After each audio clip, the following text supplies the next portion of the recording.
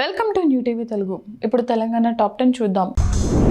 కేంద్ర మంత్రి బండి సంజయ్ చేపట్టిన అంజన్న ఆశీర్వాద పాదయాత్ర కరీంనగర్ దాటింది. 10వ తరగతి పరీక్షల నేపథ్యంలో విద్యార్థులకు ఇబ్బంది కలగకుండా కొండగట్టు ఆశీర్వాద పాదయాత్ర సాగుతోంది. ఈ యాత్రలో బీజేపీ నాయకులు, కార్యకర్తలు అధిక సంఖ్యలో పాల్గొన్నారు.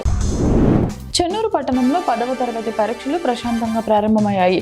ఉదయం 9 గంటలకే పరీక్ష కేంద్రాలకు చేరుకున్న విద్యార్థులు తమ హాల్ టికెట్ నెంబర్లను సరిచూసుకొని అనంతరం పరీక్ష గదులకు వెళ్లారు.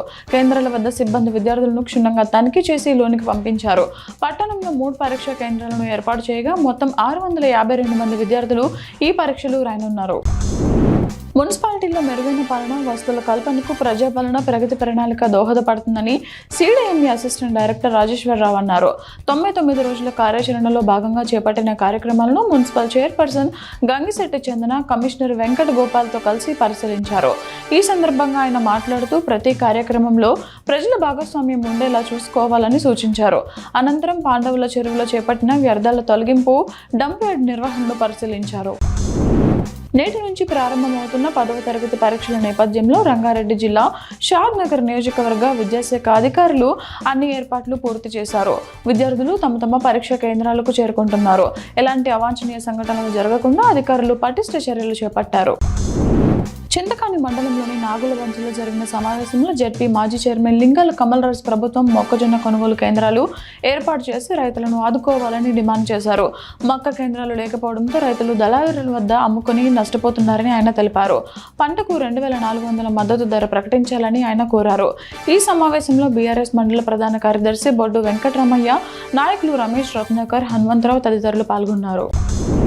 వరంగల్ జిల్లా వ్యాప్తంగా 10వ తరగతి పరీక్షల నిర్వహణకు అన్ని ఏర్పాట్లు పూర్తయ్యాయని డీఈఓ బి రంగయ్యనాయుడు తెలిపారు.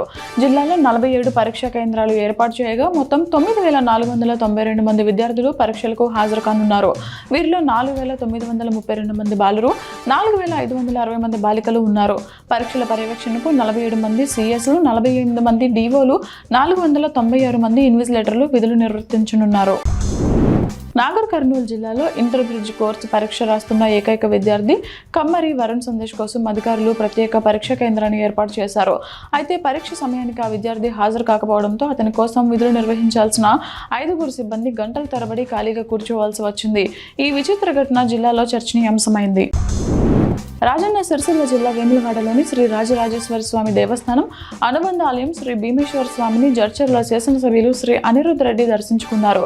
ఆలయానికి చేరుకున్న ఎమ్మెల్యేకు అర్చకులు ఘన స్వాగతం పలికారు. ఆయన స్వామివారికి కోడిమొక్కులు చెల్లించి ప్రత్యేక పూజలు చేశారు. ఈ సందర్భంగా ఆలయ అర్చకులు, వేద పండితులు ఎమ్మెల్యేకు ఆశీర్వచనం అందించారు. ఆలయ ఈవో రమాదేవి స్వామివారి లడ్డు ప్రసాదం అందజేశారు. వేల్పూర్ మండల కేంద్రంలో శనివారం ఎమ్మెల్యే వేముల ప్రశాంత్ రెడ్డి జన్మదిన వేడుకలు బీఆర్ఎస్ పార్టీ కార్యాలయం వద్ద ఘనంగా జరిగాయి. ఈ సందర్భంగా టపాకాయలు పేల్చి కేక్ కట్ చేసి పండ్ల పంపిణీ కార్యక్రమాన్ని నిర్వహించారు. ఈ కార్యక్రమంలో టీఆర్ఎస్ పార్టీ నాయకులు, కార్యకర్తలు పాల్గొన్నారు. ఈ వేడుకలు బాల్కొండ నియోజకవర్గంలో జరిగాయి. నర్సంపేట పట్టణంలో 10వ తరగతి వార్షిక పరీక్షలు ప్రశాంత వాతావరణంలో ప్రారంభమయ్యాయి. విద్యార్థులు సమయానికి పరీక్ష కేంద్రాలకు చేరుకొని పరీక్షలకు హాజరయ్యారు. ఎలాంటి అవాంఛనీయ సంఘటనలు జరగకుండా పోలీసులు పరీక్ష కేంద్రాల వద్ద ప్రత్యేక బందోబస్తు ఏర్పాటు చేశారు. అధికారులు పరీక్షల నిర్వహణను పర్యవేక్షిస్తూ అవి సజావుగా జరుగుతున్నాయని తెలిపారు.